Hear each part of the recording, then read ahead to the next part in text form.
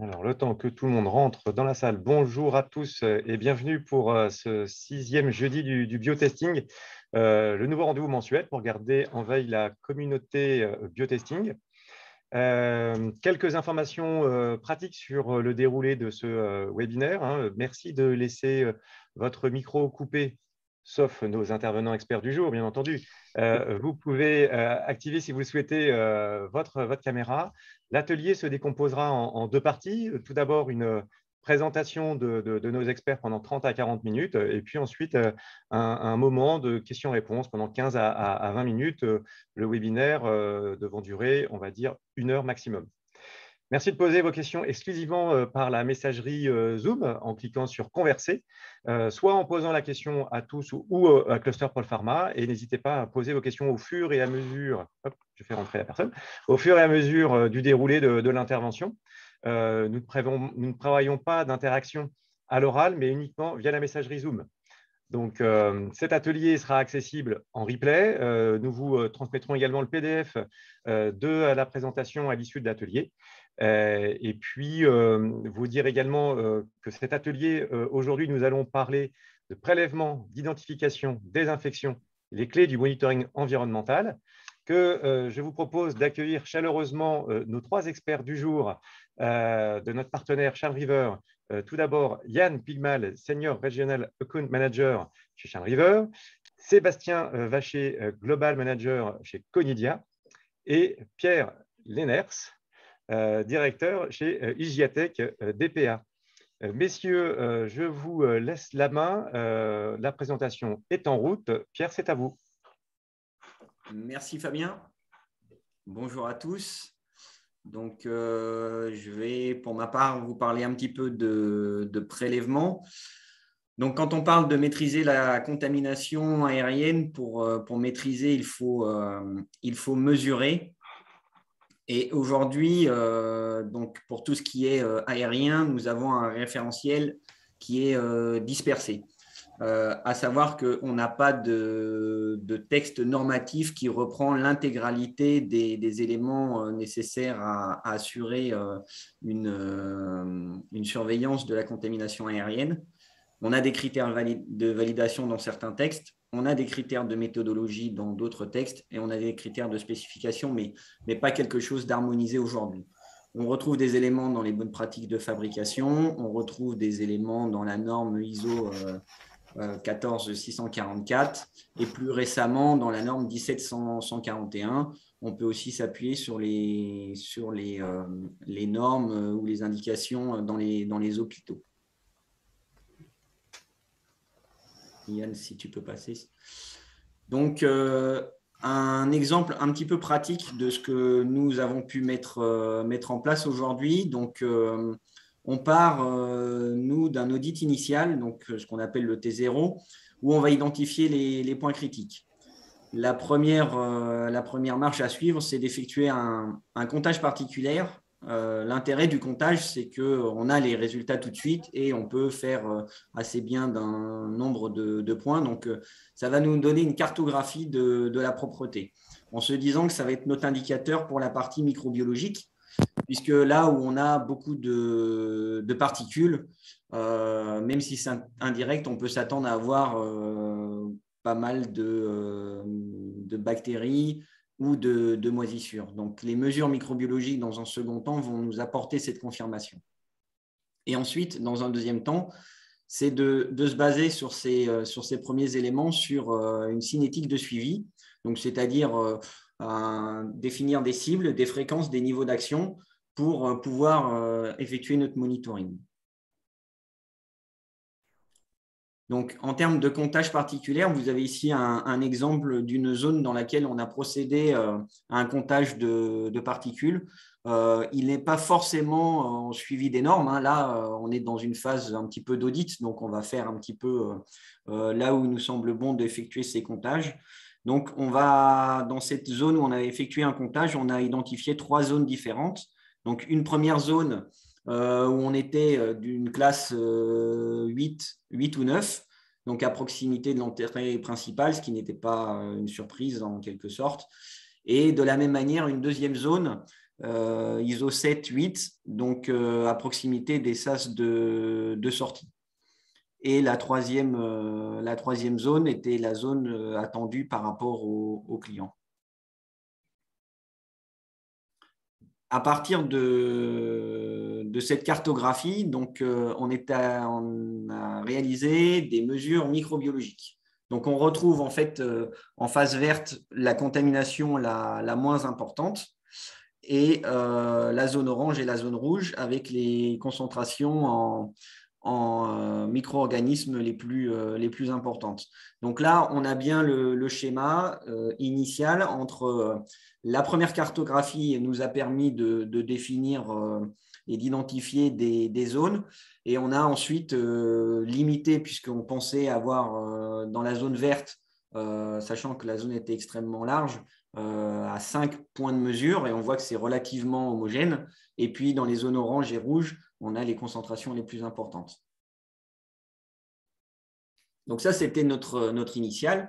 Et à partir de là, on a réfléchi sur une cinétique de suivi, donc comment suivre un petit peu notre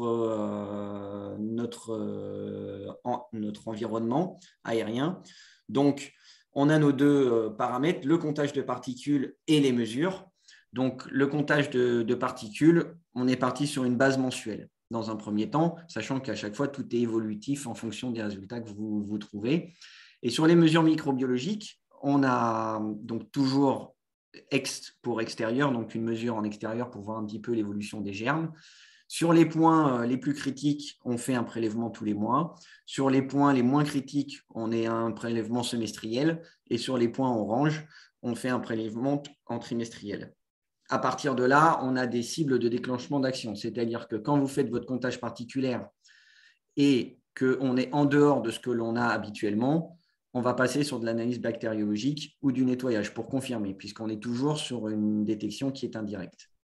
Par contre, quand on a un dépassement au niveau de la microbiologie, dans ces cas-là, on parle de désinfection et de plan de contrôle renforcé jusqu'à rétablir la situation initiale. Alors, c'est pareil, on va avoir de définir vos niveaux d'action. Donc, on peut s'appuyer sur des réglementaires. Donc, sur le comptage particulier, tout le monde connaît la norme sur la classification ISO. Donc, ça, c'est la première des choses. Au niveau microbiologique, vous avez aussi des éléments qui sont repris et qui commencent à être consensuels. Donc, ça, c'était plutôt intéressant. Dans la 17141, on reprend en fait ces niveaux-là. Donc, c'est plutôt intéressant de voir qu'on converge. Donc, on s'appuie aujourd'hui sur ces niveaux-là, mais on peut également définir nos propres niveaux d'action. Et ensuite, on va faire des niveaux d'alerte. Donc, par rapport au niveau d'action, à partir de quand on va démarrer nos actions correctives. Et donc, tout va dépendre effectivement de la marge de sécurité que l'on veut se fixer, puisque plus on fait une marge faible, plus on risque d'être en limite par rapport à notre niveau maximal que l'on veut avoir. Par contre, plus on se fait une grande marge, plus dans ces cas-là, on risque d'avoir des alertes tous les mois. Et puis, l'élément le plus important, c'est l'identification des germes. C'est-à-dire qu'aujourd'hui, la détection, c'est une chose, mais aller jusqu'au bout de la démarche pour identifier les germes, pour pouvoir capitaliser ensuite sur de la récurrence, est-ce que c'est un germe qui revient ou pas, et avoir un certain historique. Et ça, mes collègues vous en parleront un petit peu plus tout à l'heure. Alors, c'est une démarche, évidemment, on est dans le vivant, donc c'est une démarche qui reste malgré tout empirique. La microbiologie, c'est relativement complexe et fait intervenir beaucoup de facteurs différents. Donc, il est clair que ça nécessite parfois un développement et des réflexions assez importantes. Ça nécessite des ressources. Et en interne et potentiellement en externe avec toutes les analyses, etc.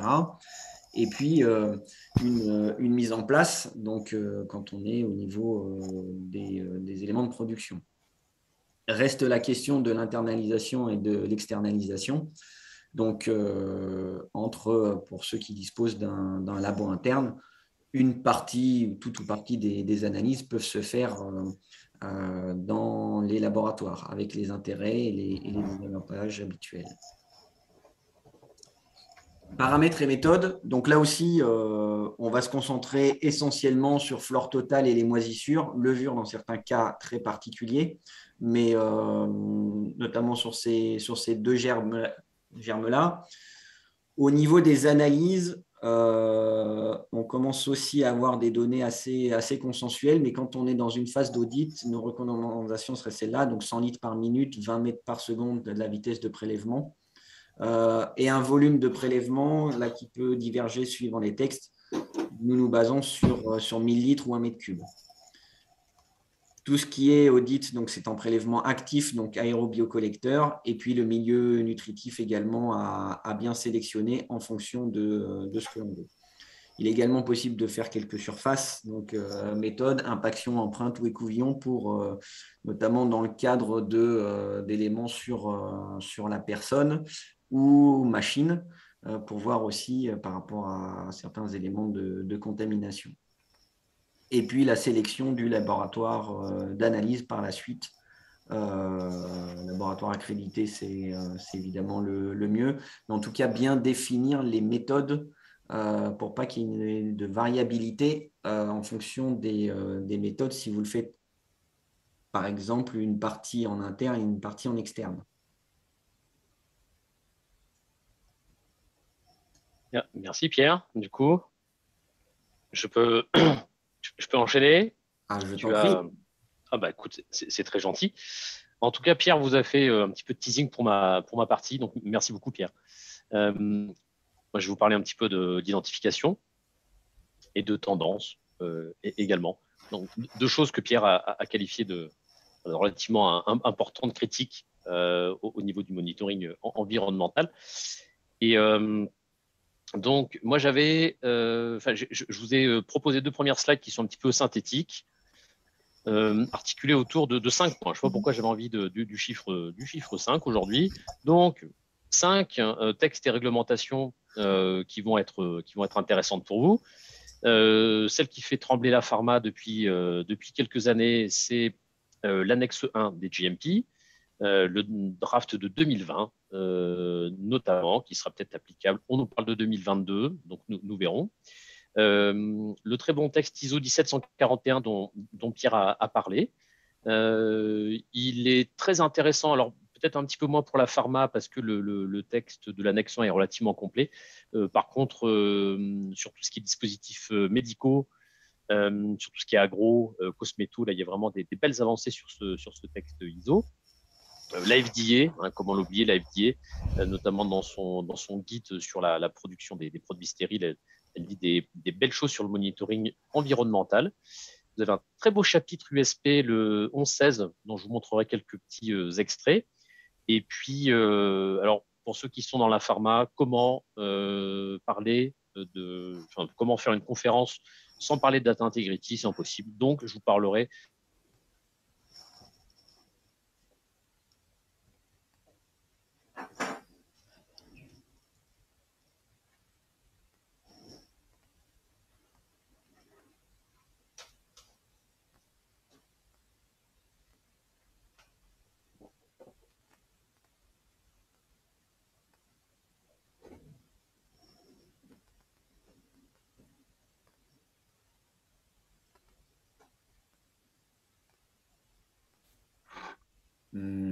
Alors, Yann, on ne t'entend plus. Je pense qu'on a perdu effectivement Yann, qui a probablement dû avoir un petit souci de connexion.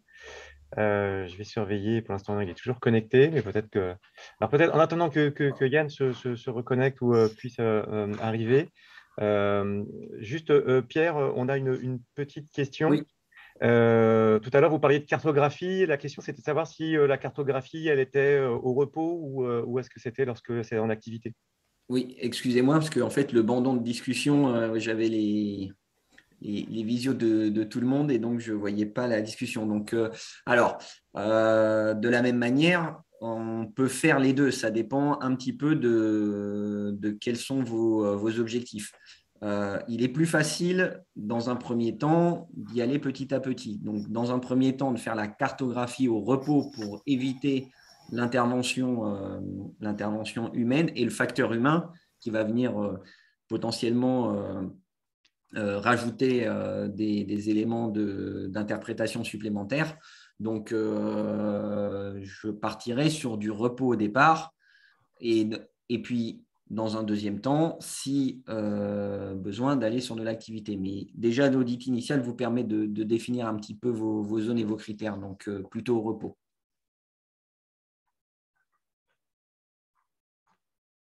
Très bien. Alors, du coup, on attend voir si Yann arrive à se reconnecter. Alors, pour tout vous dire, hein, c'est arrivé tout à l'heure. On était quelques minutes avant de se connecter avec vous. Et Yann avait eu un petit souci. Donc, il était revenu assez rapidement. Donc, on a bon espoir que Yann puisse se reconnecter de nouveau. Donc, en attendant, on va meubler. Ce n'est pas très grave. Peut-être juste… Pierre, peut-être juste nous dire peut-être un mot et également Sébastien, peut-être un mot sur vos structures, puisque effectivement, Yann a structuré l'atelier avec vous. Donc, Pierre, est-ce que vous pouvez nous parler brièvement de qui vous êtes au sein de Digiatech DPA? Oui, bien sûr. Donc, je suis le directeur d'Igiatech DPA. Donc, Igiatech DPA, c'est une société de 15 personnes réparties sur le territoire national. Nous faisons de la prestation de services dans tout ce qui est qualité d'air intérieur. Donc, qualité d'air intérieur, c'est aussi bien sur la partie salle propre que la santé au travail ou que les débits aéroliques. Donc, voilà, on intervient ainsi sur de la qualification, sur du diagnostic avec une approche qui va de la mesure à la solution. Donc, mesure, diagnostic, et puis bureau d'études et suivi de travaux. Je vois que Yann est en train de Se patienter. connecter. Donc, voilà rapidement qui nous sommes. Et puis, Sébastien, est-ce que brièvement également, vous pourriez nous dire ce que vous faites au sein et qui est Conidia? Tout à fait. Donc, je mets juste la caméra 5 secondes pour que vous voyez que je ne suis pas un programme informatique et que je suis bien vivant. Parce qu'après, j'étais obligé de couper, étant donné que nous sommes dans la campagne lyonnaise et que dans la campagne lyonnaise, eh bien, la fibre n'est pas encore arrivée. Donc, vous m'avez vu, je me permets d'arrêter la vidéo et pour vous décrire rapidement ce qu'on fait. Donc, Conidia, comme son nom l'indique, vous avez peut-être bien compris qu'on travaille en particulier dans le monde des moisissures. Et en fait, c'est une structure que j'ai créée il y a une quinzaine d'années maintenant. Et effectivement, on travaille sur la microbiologie et les interactions de la microbio des environnements. Donc, on bosse essentiellement sur les moisissures, mais on travaille aussi de plus en plus sur la partie bactéries, la partie virus et la partie aussi microalgues. Donc, on est amené à faire des essais un peu de tout type. Et en particulier, je vous présenterai après un petit peu ce qu'on fait au niveau de la qualité d'air avec des qualifications de matériel et d'épurateurs d'air. Voilà. Merci Sébastien. Alors juste, je ne sais pas si Yann est arrivé. Alors Yann n'arrive pas à se connecter, donc je lui ai proposé de se connecter par téléphone. Je vais partager la présentation, comme ça ce sera plus simple. Et puis dès qu'il arrive à se connecter, on pourra reprendre. Je pense que c'est pas pertinent, je pense, de Sébastien, que vous parliez de votre partie. Je pense que c'est plus simple que Yann continue. Voilà, il est en train de revenir. C'est plus logique. Pas si. Alors, en attendant, moi, je vais… je pense que en plus, j'avais dû l'ouvrir, donc ça devrait aller. Je vais mettre à la bonne slide déjà. Hop.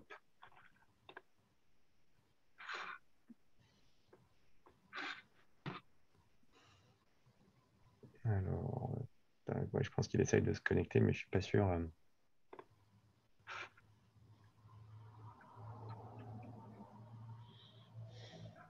je l'ai en salle d'attente pour autant. Ouais, je l'ai activé effectivement pour qu'il rentre, mais ce n'est pas encore le cas. C'est la magie du direct. La joie. Exactement. Qui n'a pas connu ça cette dernière année et demie? Qui lève la main ou qui nous jette la première pierre ou alors que… Bon, à distance, ça va être compliqué, Sébastien. C'est pour ça qu'on va en profiter. Alors, je vais essayer de vous partager ça au mieux. Hop. En tout cas, ce ne sera pas moi qui vais te jeter la première pierre, ça c'est sûr. Alors, hop. Voilà, Yann retourne de nouveau. Alors, mettre en présentateur. En plus, il n'est pas sympa avec moi.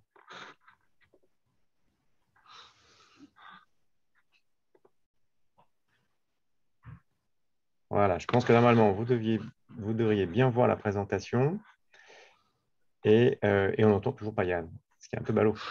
Je vais voir si ou pas. Ok, donc Yann propose sinon le temps qu'il arrive à se connecter. Sébastien, on peut peut-être aller directement sur votre partie et puis Yann Pas de problème. reparlera On va essayer de faire un de coupure switcher. espace-temps et on Exactement. reviendra plus tard.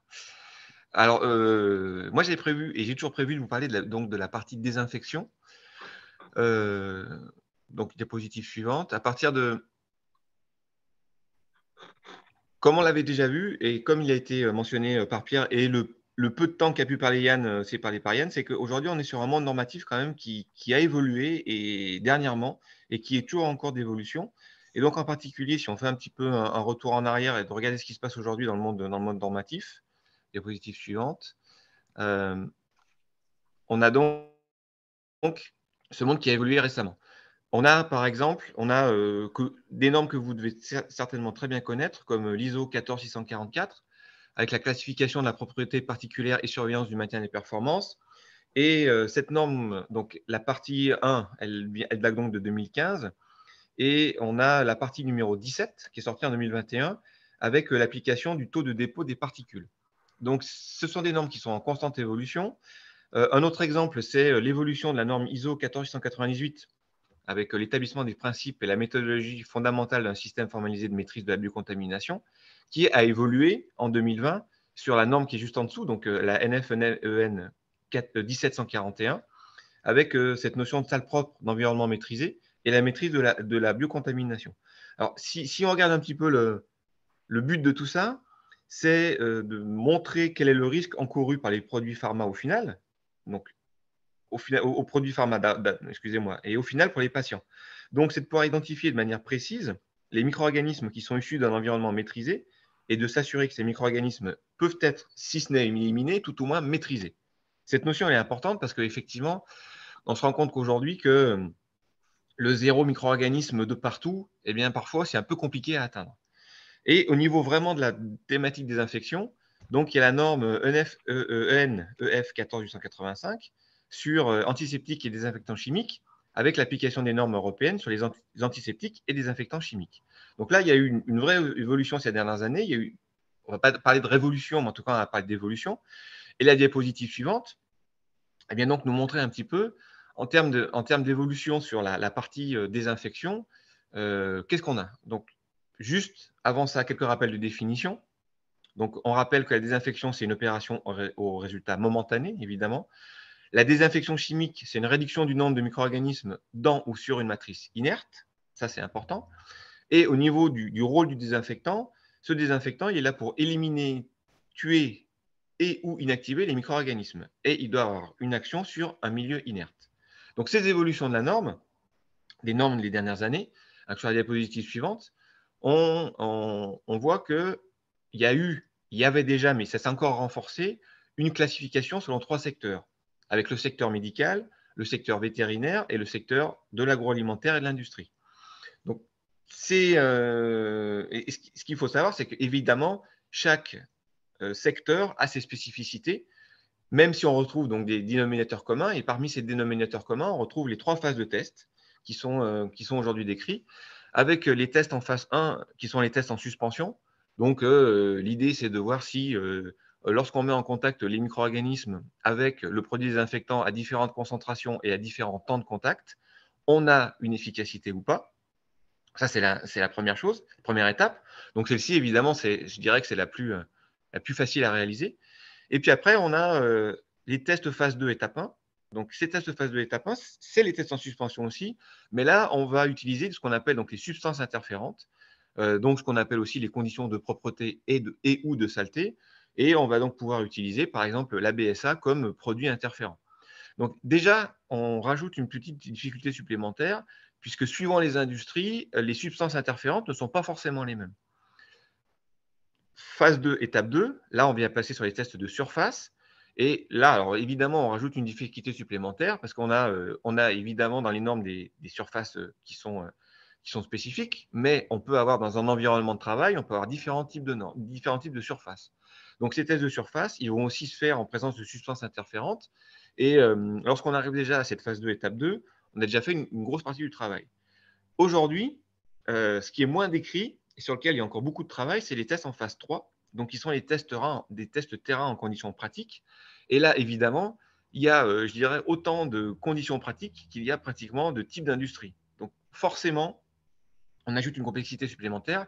Et là, ça va demander vraiment, vis-à-vis des personnes qui vont être utilisatrices des produits ou qui vont commercialiser les produits, d'avoir vraiment quelque chose d'adapté à une problématique client. Sur la diapositive suivante, je vais donc me focaliser maintenant. Donc là, la désinfection, vous savez, c'est quelque chose de très global. Donc là, j'ai décidé de faire un focus sur le cas de l'air, puisque en amont, Pierre a parlé essentiellement de ce monitoring, donc le cas de l'air. Et dans le cas de l'air, aujourd'hui, en fait, on se retrouve avec plein de choses, plein de systèmes différents sur la diapositive suivante qui existent. Donc, j'ai fait quelque chose de relativement exhaustif par rapport à ce qui existe, sachant que, évidemment, sur l'air, on va travailler soit par filtration, soit on va travailler avec des systèmes qui vont être des systèmes dans lesquels on va avoir la pulvérisation, des SVA, nébulisation, et aussi on va avoir des systèmes qui vont être des systèmes dans lesquels l'air va passer. Donc, le but de la présentation aujourd'hui, ce n'est pas vraiment de vous dire il y en a un qui est meilleur que l'autre. Sur la diapositive suivante, c'est juste de faire un petit focus et de se dire que, au final, on va avoir des applications différentes suivant le type de produit qu'on va utiliser. Donc, les deux systèmes de traitement différents, ce que je viens d'écrire auparavant, il y a vraiment ceux qui vont avoir des systèmes où l'air va passer à travers l'appareil et subir un traitement, filtre UV, photocatalyse par exemple. Et vous avez les systèmes qui vont générer des molécules ou des états de la matière qui vont avoir une action sur les micro-organismes de l'air et ou des surfaces. Donc là déjà, on rajoute un palier supplémentaire parce qu'on travaille sur l'air, mais on travaille aussi éventuellement sur les surfaces. Et clairement, aujourd'hui, une des difficultés, c'est de pouvoir montrer que ce qui est valable au niveau de l'air l'est aussi au niveau des surfaces. Ça, c'est vraiment quelque chose de complexe. Et suivant les systèmes, eh bien, les revendications elles sont plus ou moins claires. Et malheureusement, on se retrouve encore dans beaucoup de cas avec des systèmes qui disent oui, ça traite l'air, mais ça traite aussi les surfaces. Mais ce n'est pas si simple que ça, loin de là. Aujourd'hui, ce dont on se rend compte, et en particulier avec ces tests de phase 3, là, c'est qu'on a des nécessités de développer des protocoles scientifiques qui sont valides pour chaque techno ou mix de technologies. Parce qu'en plus, aujourd'hui, en complexité, on va avoir vraiment des systèmes qui vont être des systèmes de filtration, par exemple, mais aussi avoir des systèmes de filtration qui vont être couplés avec la photocatalyse. Alors, quel est l'apport de chaque techno, en particulier au niveau de la microbiologie? Ça, c'est tout un monde à découvrir, puisque aujourd'hui, autant on est au niveau chimique, il y a vraiment des choses qui sont faites, mais sur la partie microbio, même si c'est connu depuis longtemps, ça commence à être étudié depuis quelques années seulement. Donc, sur la diapositive suivante, si on revient au niveau des normes donc, qui sont utilisées et qu'on connaît aujourd'hui par rapport à ce qui est désinfection de l'air et des surfaces, alors j'ai pris l'exemple de la 72-281, qui aujourd'hui, cette norme est remplacée partiellement par la 12-72-2020. Celle-ci, elle a pour but de tester donc, les antiseptiques et les désinfectants chimiques. On parle de méthode de désinfection de pièces par voie aérienne par des procédés automatisés. Donc, l'idée, c'est quoi? L'idée, c'est de nébuliser dans un espace et qu'on ait suffisamment de dépôts de produits actifs sur une surface pour valider ou pas son efficacité. Et alors là, maintenant, sur cette norme-là, on va regarder un petit peu la détermination du nombre d'activités qu'on fait. On est bactéricide, fongicide, levuricide, sporicide, tuberculocide, mycobactéricide, virucide et phagocide. Alors, autant vous dire que là, si vous arrivez à passer tout ça, vous êtes le champion. Tout va bien, ça se passe bien. Pour le traitement de l'air, alors spécifique le traitement de l'air, là, on a moins de choses. On a clairement moins de choses. On a des normes expérimentales comme la B44200. Donc, le système, c'est quoi? C'est de vraiment avoir un système qui permet de générer en fait le brouillard avec les micro-organismes à l'intérieur et de tester les épurateurs d'air qui sont utilisés donc, dans le tertiaire et dans le résidentiel, dans un premier temps. On peut adapter ça, évidemment. Mais ça, c'est le système, il se fait ce qu'on appelle en one pass. C'est-à-dire que vous générez votre brouillard, vous avez l'air qui passe dans votre épurateur d'air et vous regardez à la sortie ce qui se passe. Donc, il n'y a pas de notion de nombre de fois dans lequel l'air il va passer au niveau de l'épurateur d'air. Il y a des travaux en cours et nous donc, Conidia, on travaille en particulier avec l'AFNOR dans le groupe Microbio sur le développement de normes pour valider l'apport de la technologie comme la photocatalyse.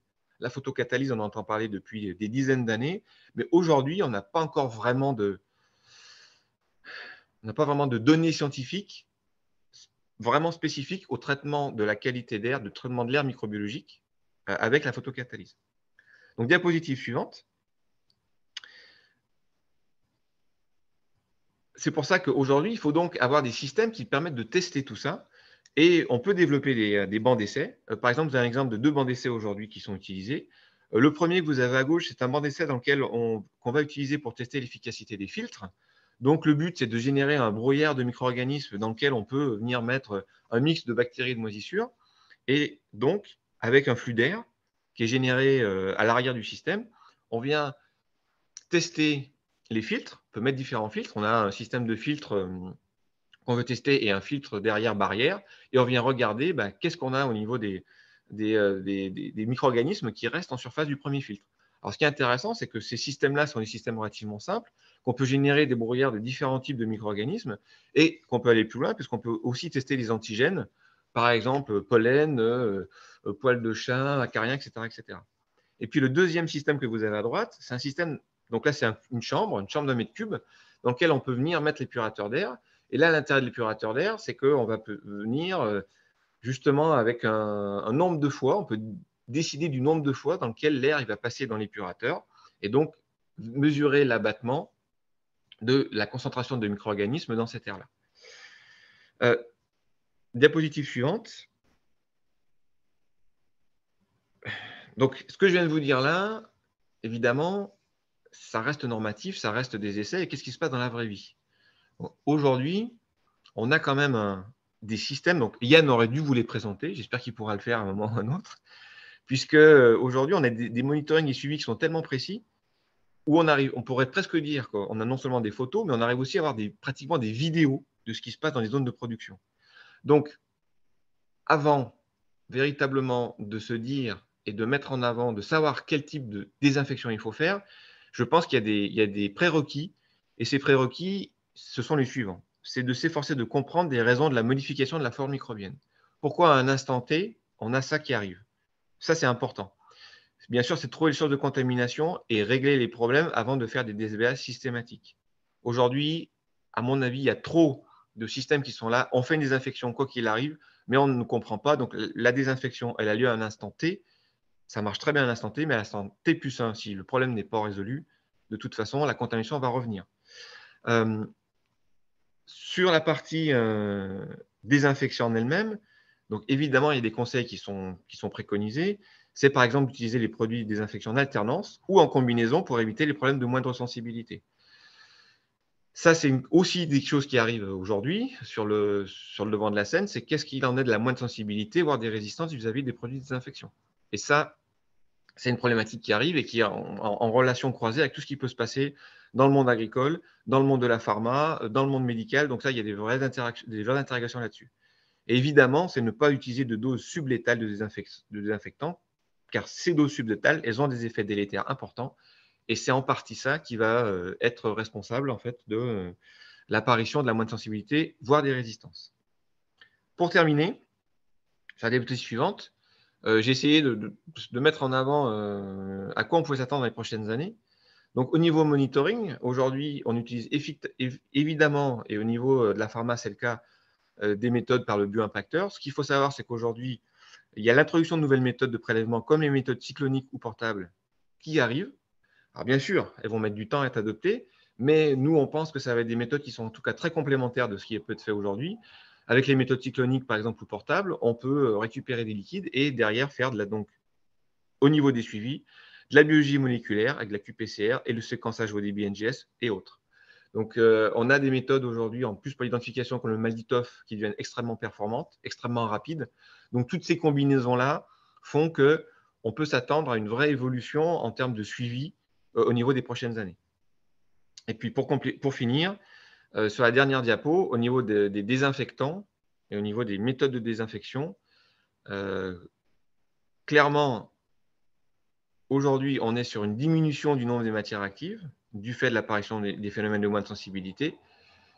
On a encore des produits qui sont très efficaces, mais qui doivent être utilisés à bon escient parce que justement, pour éviter ces phénomènes d'apparition de moindre sensibilité. Et puis, on parle aussi de plus en plus de combinaisons de méthodes physiques et chimiques pour justement essayer de réduire, encore une fois, augmenter l'efficacité de ces systèmes de désinfection, mais aussi éviter les phénomènes de moindre résistance. Je vous remercie de votre attention et j'espère que Yann est de retour. Merci Sébastien. Normalement, Yann est de retour, effectivement. Ah. J'espère. Je ne sais pas si vous m'entendez. Parfait. Ben, fantastique. D'habitude, c'est plutôt Michael qui est de retour. Bon, là, Yann est de retour, pourquoi pas. Je vous prie de m'excuser pour le petit bug. J'espère que Fabien a bien réussi à meubler pendant mon absence. Et oui, on a chanté, on a fait plein de choses sympas. Ah, super. Bon.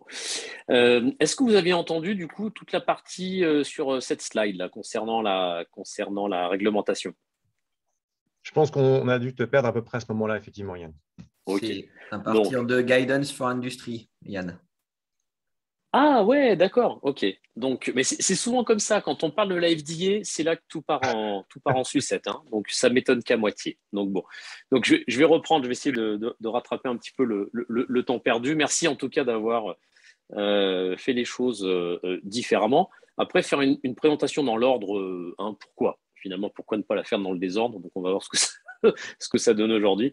Donc, effectivement, sur la partie FDA, on a un guidance, alors qui est un petit peu ancien, il date de 2004, mais il y a des choses très, très intéressantes sur cette production de médicaments stériles et qui démontre que, vous voyez, il est de 2004 et on parle déjà de monitoring environnemental. Donc, il n'a pas fallu attendre l'annexe 1 et la dernière révision de 2020 pour se focaliser sur ce genre de choses. Puisqu'on est aux États-Unis, parlons aussi de la pharmacopée US. Et vous avez le très bon chapitre USP 1116 qui donne des choses très intéressantes dont je vous parlerai un petit peu plus en détail après. Et comme vous êtes comme quelques-uns dans le pharma, on ne peut pas faire une bonne présentation pharma sans parler de data integrity. Donc, je citerai ce très très bon Technical Report 80 de la PDA qui dit des choses super intéressantes. Et là, c'est pareil, je vous en parlerai un petit peu plus tard. Donc, voilà pour les textes et réglementations. Et donc là, vous voyez, cinq choses au niveau de la réglementation qui me paraissaient les plus importantes. Et je suis resté sur le chiffre 5, parce que je suis assez basique. Quand je réfléchis un petit peu à tout ça, quand je regarde ce que l'on a dans ces différents textes, moi, je vois 5 choses qui ressortent. La partie tendance, qui est relativement importante, et idéalement avec un outil Data Integrity qui potentiellement n'est pas Excel, parce que Excel, c'est plutôt pour les financiers que pour le domaine de la santé. Une fréquence, ça c'est quelque chose qui est très important, et notamment pour pouvoir tenir compte de la saisonnalité et d'adapter son nettoyage, parce qu'on voit qu'il y a des disparités selon les saisons. Des méthodes modernes, donc Sébastien en parlait, on a des choses qui sont relativement intéressantes, je vous en toucherai un petit mot. La flore typique, donc là c'est un petit peu la palissade, mais on ne peut connaître sa flore atypique et la voir arriver que si on connaît sa flore typique. Ça paraît tout bête, mais c'est quelque chose qui est incontournable. Et puis la partie fongique, je ne pouvais pas ne pas en parler en présence de Sébastien aujourd'hui. Le fongique, c'est quelque chose qui est fondamental, et si on ne les cherche pas, on ne peut pas les trouver. Et la FDA maintenant n'acceptera plus cet argument selon lequel on ne retrouve pas de fongique. Donc là, c'est des choses sur lesquelles vous pouvez vous faire taper un petit peu sur les doigts. Et donc, pour revenir pour donner quelques petits exemples sur ces 5 points, si on fait un focus là sur la partie tendance, ce que l'on voit, c'est que l'annexe 1 en parle. Si on prend une petite statistique sur le texte actuellement applicable de l'annexe 1, la partie tendance est citée 0 fois, contre 28 fois sur le texte de 2020. Donc, c'est plus une option maintenant de faire de l'analyse de tendance selon l'annexe 1 et les GMP. Donc là, quand ça va tomber, il faudra être vraiment très, très près par rapport à ça. Et puis, autre chose par rapport aux tendances, sur la slide d'après, c'est que sur le Technical Report 80, il vous rappelle tous les écueils qu'on peut avoir avec Excel. Et notamment le fait que ce n'est pas validé, ce n'est pas sécurisé, il y a des erreurs. Donc, c'est difficile de pouvoir expliquer face à un inspecteur, à un auditeur, qu'on fait un suivi de tendance sur Excel et qu'on n'a pas de biais. Ou en tout cas, pour pouvoir corriger les biais d'Excel, ça demande un boulot qui est relativement important. Donc, autant essayer d'utiliser des outils qui permettent de se dédouaner d'Excel, et je vous montrerai quelques petits exemples juste après.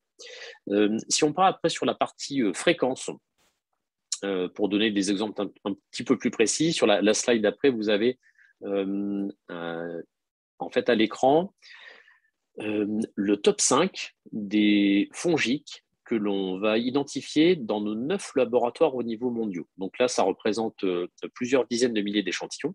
Et ce que l'on voit, et on est en plein dedans, vous voyez que sur octobre-novembre, on a un joli pic au niveau des fongiques. Et autant vous dire que si vous faites un prélèvement par an sur du fongique et que vous le faites au mois d'août, vous passez à côté. Et ce qui se passe, c'est qu'il faut avoir, et donc c'est quelque chose qui a été évoqué avec Sébastien, il faut avoir un programme de désinfection, un programme de nettoyage qui est adapté. Donc, octobre-novembre, on a du fongique, on va avoir potentiellement des organismes sporulents. Comment est-ce qu'on adapte et comment est-ce qu'on est en contrôle de ces process de nettoyage et de désinfection? Donc ça, c'est quelque chose qui est relativement important. Toujours sur la fréquence, je vous parlais de ce très bon chapitre USP 1116. Et là, vous avez un petit extrait sur la diapo d'après qui vous dit quelque chose de très, très important. Et ça rejoint un petit peu ce que je vous disais précédemment. C'est que le fait d'avoir, on va dire, cette fréquence, ça vous permet d'avoir une vraie efficacité au niveau de votre nettoyage et de votre désinfection. Vous voyez, ce n'est pas uniquement Yann Pigmal qui vous le dit, c'est l'USP. Donc là, vous pouvez vraiment le prendre pour argent comptant. Ensuite, on parle du côté modernité. Alors, c'est ce que Sébastien espérait que j'allais vous en parler. Ça tombe bien, parce que comme je parle en deuxième, finalement, je vais répondre à ses attentes. Ce que l'on voit sur la slide d'après en termes de modernité, c'est que, et c'est quelque chose qui est vraiment mis en avant au niveau de l'annexe 1, on vous dit qu'il faut travailler avec des méthodes microbio rapides, avoir des systèmes de monitoring en place et avoir des méthodes qui sont modernes. Donc là, c'est quelque chose qui sera dans la réglementation. Vous ne pourrez plus dire, et les industriels ne pourront plus dire, ah là, je ne savais pas, c'est marqué dans le texte. Donc du coup, il faudra travailler avec des méthodes scientifiquement modernes, et je suis désolé de vous le dire, il y a certaines méthodes pasteuriennes, des méthodes phénotypiques notamment, qui ne sont plus considérées comme des méthodes modernes, qui ont rendu de très beaux services, mais qui aujourd'hui ne sont plus forcément adaptés. Et donc sur la slide d'après, ce que vous avez, c'est un petit schéma qui vous explique, donc vous avez un petit différentiel des 3 principales méthodes utilisées sur le marché pour faire de l'identification. Et donc ce que l'on voit, c'est que plus on est loin du matériel génétique, plus on va avoir une précision d'identification qui va être réduite, on va dire. Donc, la génotypie, ça reste le gold standard. Donc, vous êtes tout en haut. Pour vous donner des ordres d'idées, ce qu'on arrive à sortir, nous, chez Charles River, c'est un taux d'erreur de 0,2% lorsqu'on identifie. Donc là, c'est vraiment quelque chose qui est vraiment très, très haut niveau, qu'on garde quand même plutôt pour de l'investigation. parce que c'est une méthode qui, même s'il est super efficace, reste un petit peu onéreuse. Vous avez ensuite la méthode protéotypique. Alors, c'est le Malditoff. Sébastien vous en a parlé. Donc là, c'est la méthode qui se développe le plus et qui, en termes de rapport qualité-prix, est aujourd'hui ce qu'il y a de mieux sur le marché. Pourquoi? Parce qu'on est sur des taux d'erreur de 2%, ce qui est très, très faible en identification et sur des prix qui sont vraiment très, très abordables. Et donc, de plus en plus d'industriels se tournent là-dessus. Et le phénotypique, donc je vous dis, ça a rendu de très, très beaux services, mais on est sur des taux d'erreur de 20 à 30%. Donc aujourd'hui, si on veut avoir des investigations efficaces ou si on veut avoir un monitoring environnemental robuste, c'est plus forcément des choses sur lesquelles il faut se tourner aujourd'hui. Voilà. Autre point sur lequel je voulais vous parler, c'était la flore typique. Donc vous avez un extrait sur la slide d'après de l'annexe 1. Et ce que l'on vous dit, c'est que il faut avoir une connaissance de sa flore typique que l'on va isoler de son environnement.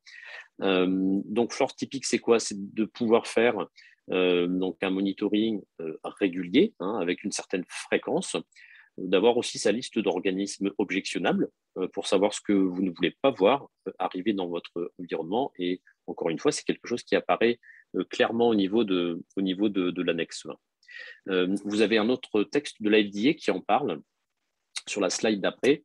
Donc, c'est une information qui est sortie cet été.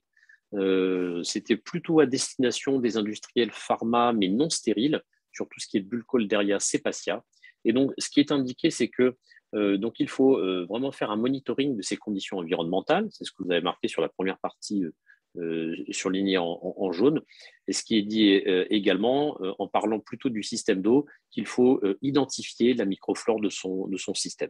Ce qui va nous permettre d'être en contrôle et en anticipation plutôt qu'en réaction. Et donc, dernier point, c'était sur la partie fongique. Alors là, je vais être simple et efficace. Vous allez voir sur la slide suivante une warning letter de la FDA.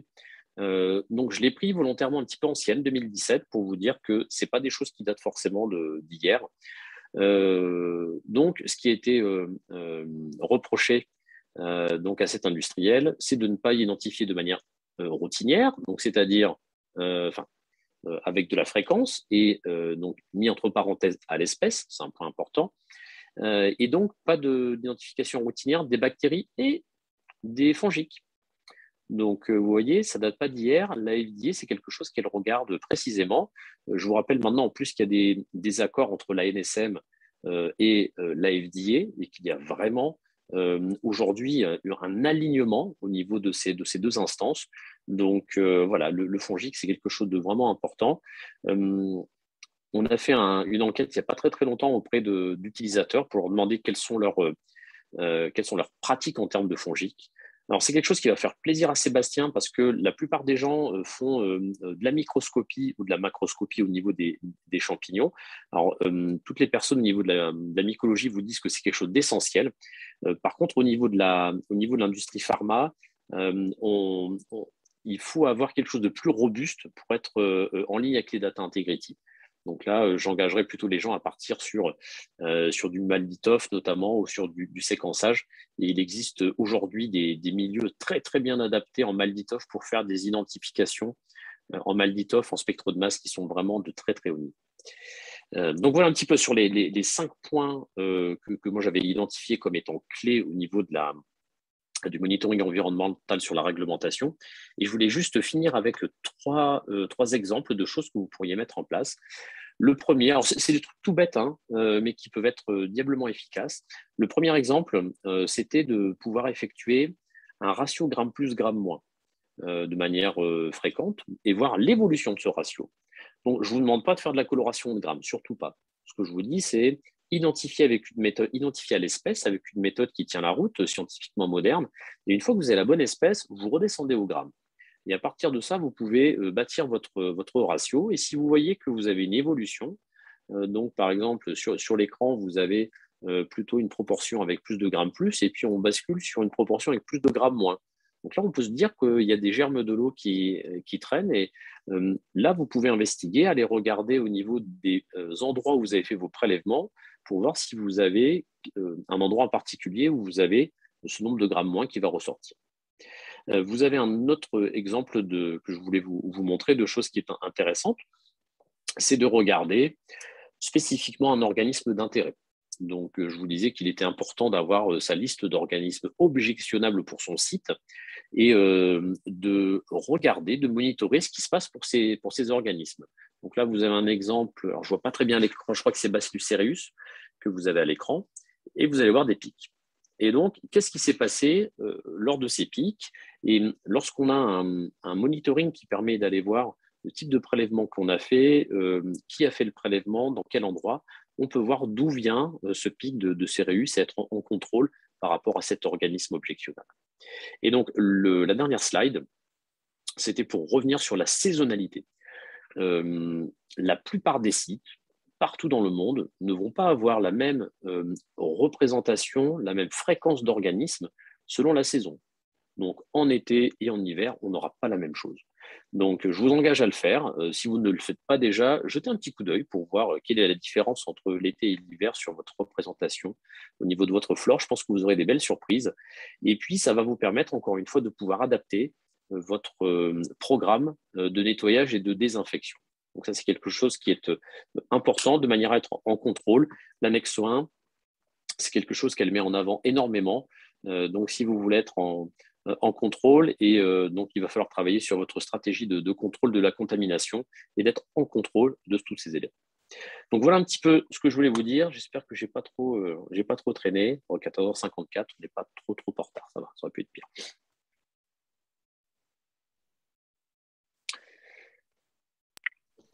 Merci Yann, et merci Pierre et Sébastien.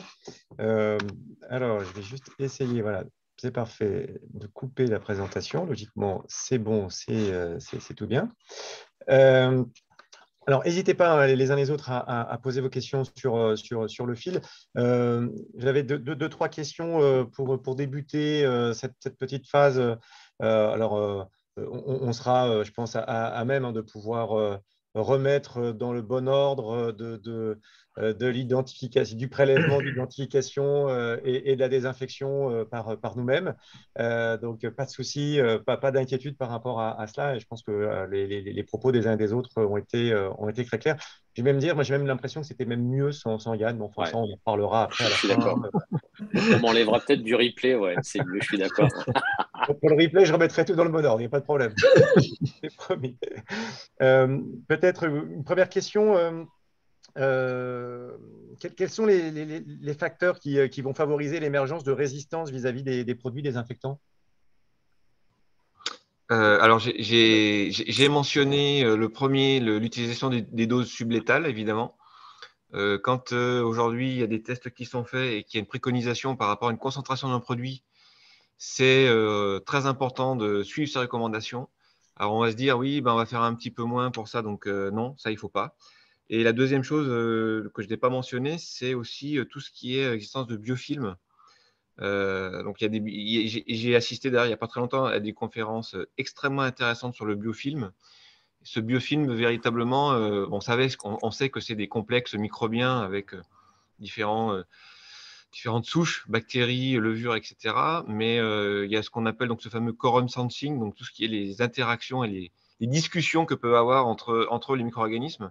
Et il y a vraiment aujourd'hui la notion de biofilm avec les désinfections qui fait qu'on peut avoir un effet sur une partie du biofilm, mais qu'une partie du biofilm va intégrer l'information et va essayer de se protéger encore de manière plus importante vis-à-vis de la désinfection. Donc il y a vraiment, je dirais qu'il y a trois facteurs. Donc, le premier que j'ai décrit, c'est le dose sublétale. Le deuxième, le biofilm. Et le troisième, c'est vraiment d'avoir des produits qui sont adaptés à l'utilisation qu'on veut en faire par rapport à une activité bactéricide, fongicide, etc., etc. Merci Sébastien. On a une question également. Comment déterminer les germes objectionnables? Alors, ça, c'est très bien dit, ouais. Les organismes objectionnables. Alors, c'est un petit peu compliqué, ça, parce qu'il n'y a pas il n'existe pas une liste type d'organismes objectionnables. C'est quelque chose qui est propre à chaque activité, à chaque site, à chaque flore. Et je prendrai un exemple, si vous voulez, sur ces organismes objectionnables. Si par exemple vous êtes une société avec une stérilisation terminale par irradiation, il peut être très très intéressant de faire un focus au niveau des organismes objectionnables sur ces organismes qui vont résister à l'irradiation. Je prendrai l'exemple d'Enococcus, par exemple, qui tient très très bien le choc. Et donc de se poser la question, voilà, qu'est-ce que je produis, quel est mon process et qu'est-ce que je veux éviter pour ne pas avoir de problème au niveau de mon process et au niveau de mon produit final. Mais voilà, c'est une question qu'il faut se poser au cas par cas, site par site. Et c'est aussi, je suppose, dépendant du secteur d'activité. On ne suit pas tout à fait les mêmes choses si on fait de l'agroalimentaire, du Ah pharma, de bah, la cosmétique. ça, c'est une très bonne question. Alors, si je prends un autre exemple là-dessus, merci de me relancer. Moi, je travaille avec une société qui fait des lessives, par exemple. Et ils identifient énormément de germes au niveau de leurs produits. Et eux, les germes pathogènes, ils s'en fichent, hein, c'est pas leur problème. Eux, ce qu'ils veulent, c'est avoir des germes qui ne vont pas rendre la magnifique lessive bleue des îles, qui vont la rendre vert cacadois, ou qui vont lui donner une odeur absolument horrible lorsque on va faire on va faire la machine. Donc du coup, effectivement, selon le type d'activité, on n'a pas du tout les mêmes impératifs et les mêmes recherches au niveau des organismes objectionnables. Et si je peux peut-être compléter, donc les prélèvements, comme je vous en ai brièvement parlé tout à l'heure, un prélèvement extérieur et une identification des germes de l'extérieur va pouvoir vous donner aussi qu'est-ce qui est dans l'environnement, je dirais, aérien, entre guillemets, normal de l'usine, hein, puisque par rapport aux centrales de traitement d'air, on va quand même chercher l'air de l'extérieur. On peut aussi faire des prélèvements d'air dans d'autres parties du bâtiment qui nous donneront un petit peu la base microbienne standard. Et donc là, savoir s'il y a des choses plus spécifiques de la production qui seraient à suivre plus précisément, comme disait Yann. Justement, quelle est la reconnaissance de la démarche de prélèvement proposée par les clients, les autorités? Il n'y a pas de. Aujourd'hui, on est dans une phase de diagnostic. Ce qui a été présenté là, c'est plutôt une démarche, je dirais interne.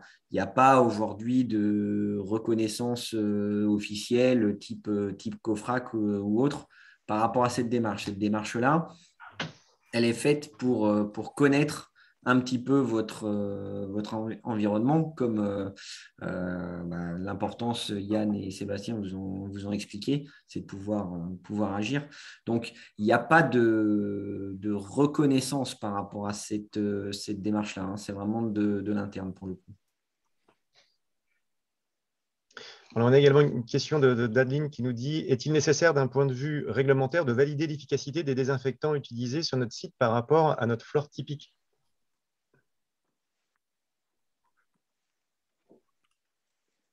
Je ne sais pas sur la partie. Sébastien, tu as une réponse par rapport à ça sur la partie désinfection?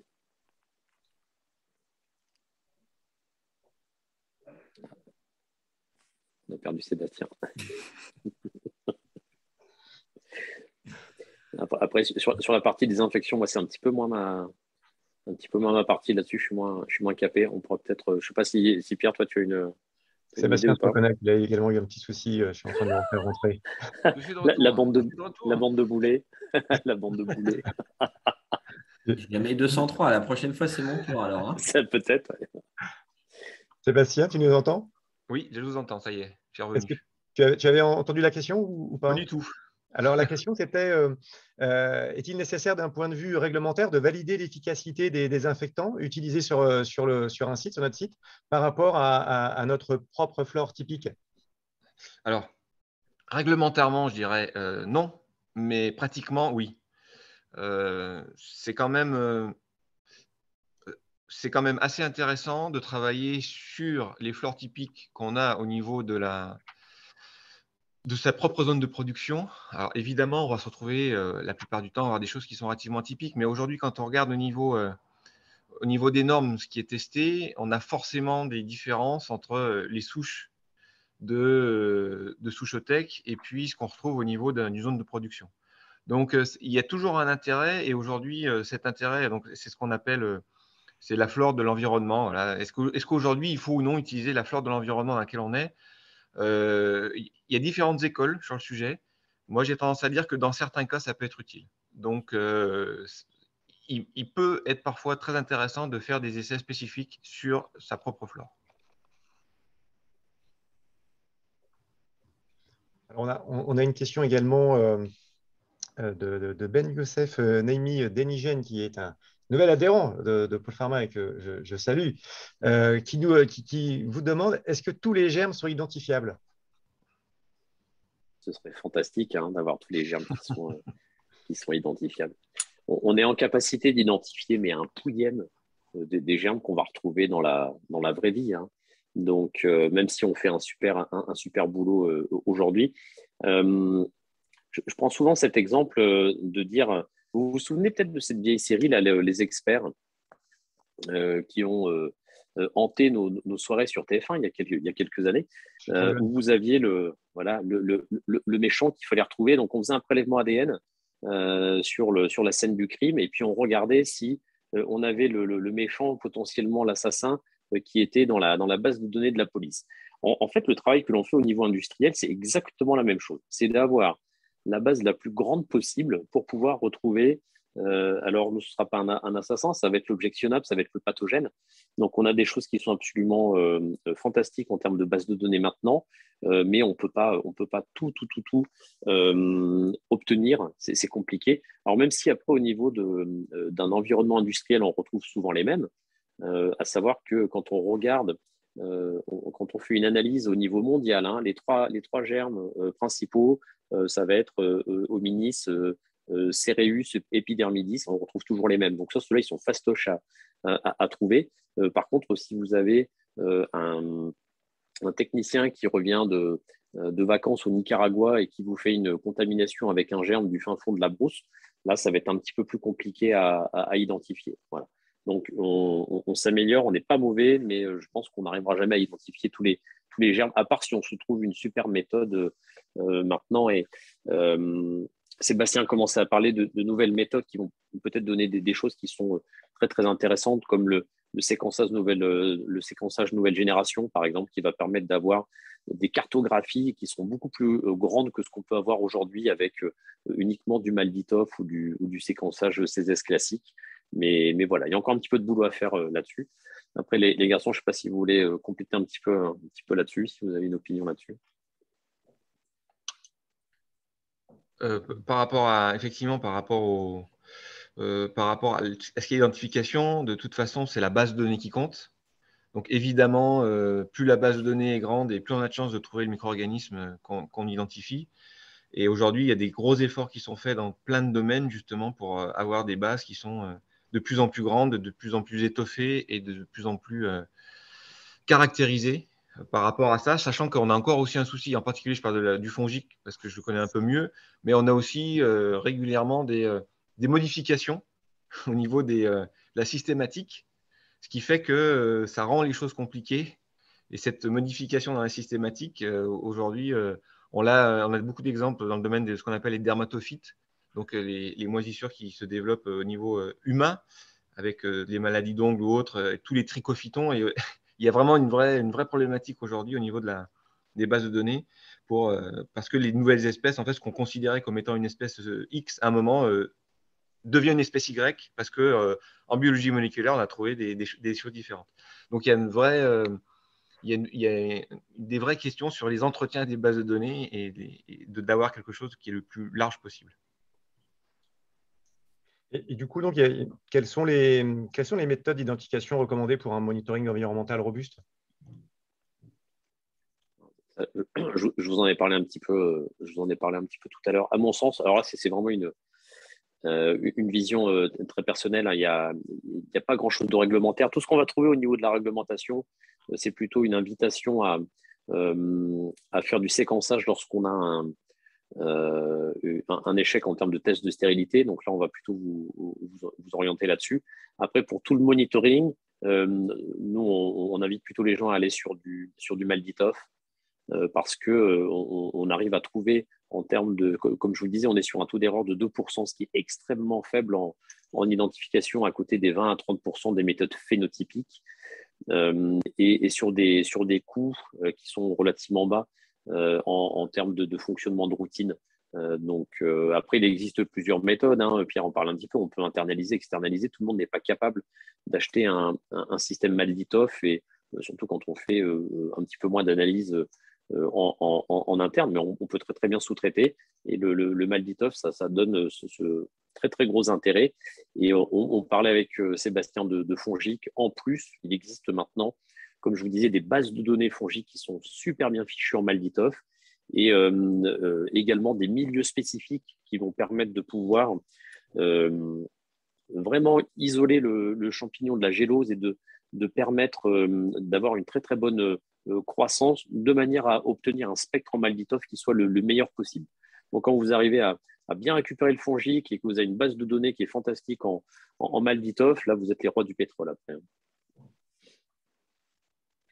Alors peut-être également, on a parlé de désinfection, mais au-delà de la désinfection, est-ce qu'elle peut être accompagnée d'actions plus préventives? Alors oui. Alors je pense que Pierre, tu pourras aussi rajouter quelque chose là-dessus, parce que je pense que ça fait partie du monitoring. Mais clairement aujourd'hui, et nous, on le milite on milite depuis des années pour ça. Le côté préventif aujourd'hui doit être vraiment mis en avant avec des suivis de tendance, des suivis, des monitorings, etc. Mais aussi des investigations dans toutes les étapes du process, donc au niveau des matières premières, au niveau de l'environnement, au niveau des salles propres, mais pas que, avec aussi des choses à faire dans les zones connexes, etc. Donc oui, la prévention aujourd'hui, de toute façon, de par l'évolution sociétale qu'on connaît aujourd'hui sur les conservateurs, les désinfectants, les produits fongicides, bactéricides, etc., ça passe forcément par là. Donc, évidemment, c'est aussi très spécifique de type d'activité qu'on a, mais le côté prévention, il doit être au moins être aussi mis en avant que le côté désinfection et action. C'est ce que tu dis, oui, Sébastien. Plus on connaîtra en fait l'environnement de notre usine au départ. On a parlé des nombreux facteurs, les saisonnalités, etc. Donc, plus on connaîtra le fonctionnement au départ, plus on pourra réagir. Quand on arrive à l'étape désinfectante, c'est que quelque part, si on a mis en place un monitoring, on a eu un loupé. Donc, c'est toujours se reposer les bonnes questions, adapter la fréquence. C'est-à-dire si on est dans un trend où l'environnement est maîtrisé, qu'on n'a pas trop de soucis, on peut espacer un petit peu le plan d'échantillonnage. Par contre, c'est toujours de garder la vigilance et de le rapprocher en termes de fréquence si toutefois on voit qu'il y a une dérive.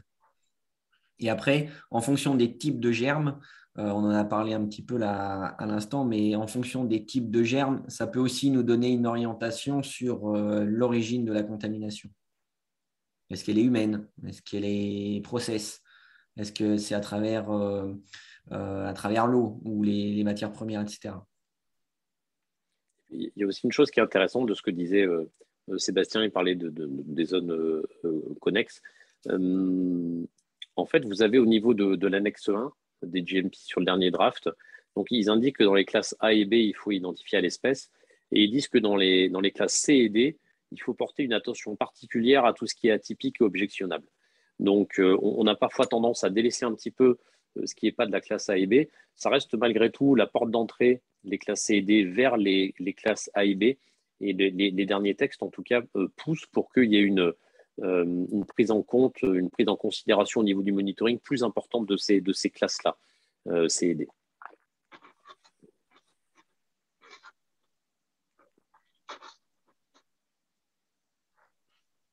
Parfait. Bon, vous voyez, on va jusqu'au bout, on est maudit. Parce que j'ai ma souris qui est sans fil qui vient de me dire qu'elle n'a plus de batterie. Voilà. Mais c'est pas grave, j'ai le paddle, donc ça va, il n'y a pas de problème. Écoutez, très bien. Si vous n'avez pas d'autres points, messieurs, moi, j'ai plus d'autres questions par nos participants. Donc, je vous propose effectivement de pouvoir clore ce webinaire sixième du nom des jeudis du biotesting en vous remerciant pour votre agilité et pour les informations que vous avez pu nous donner aujourd'hui. Merci pour ces propos, cette expertise. Je crois que ça a été clair dans le fil. Encore une fois, on mettra dans le bon ordre les idées des uns des autres. Mais voilà, c'était très bien. Est-ce que vous voulez ajouter un point pour faire une clôture, Yann, peut-être? Écoutez, ouais, je pense que ce qui est très important à noter, c'est qu'on voit aujourd'hui vraiment, que ce soit de la part des autorités, mais aussi au niveau de la prise de conscience au niveau de l'industrie, cette importance du monitoring environnemental. Le monitoring environnemental, ce n'est pas un test libératoire. Donc, on pourrait se dire, oui, bon, c'est pas pour la libération, donc c'est moins important. Et pas du tout. C'est quelque chose qui est fondamental. On le voit au niveau de l'annexe 1, tout ce qui est stratégie de contrôle de la contamination, qui est un élément clé de l'annexe 1, doit prendre en considération ce monitoring environnemental. Et je pense que c'est quelque chose qui est incontournable. Donc, j'espère en tout cas que les personnes qui auront assisté à ça auront eu quelques clés pour pouvoir être encore plus performants, parce que je pense que aujourd'hui, c'est quelque chose qui est voilà, maintenant incontournable et les gens l'ont vraiment compris. Donc, si les gens ont pu partir avec voilà, quelques petites astuces, quelques petits trucs facilement implantables chez eux, bah, ce sera gagné, on va dire. On aura passé un bon moment ensemble. Très bien. Merci beaucoup, messieurs, pour ces éléments. Merci pour vos questions. Et puis, pour ma part, je vous donne rendez-vous pour le prochain jeudi du biotesting. Ce sera le 25 novembre à 9h30 avec un nouveau partenaire qui sera donc Salamander You. Et puis, d'ici là, la semaine prochaine, pour ceux que ça peut également intéresser, on a les journées Pôle Pharma de microbiomique. Deuxième édition, le retour en présentiel et on est ravis, bien que le digital aussi est sympa. Bon, parfois, on peut avoir des petits aléas, ça arrive, on essaye de faire tout pour les compenser ou y remédier. Voilà, et bien, écoutez, je vous souhaite à tous et à toutes une très bonne fin d'après-midi et je vous dis à très bientôt. Merci à vous. Merci, au revoir. Merci, au revoir. Merci beaucoup.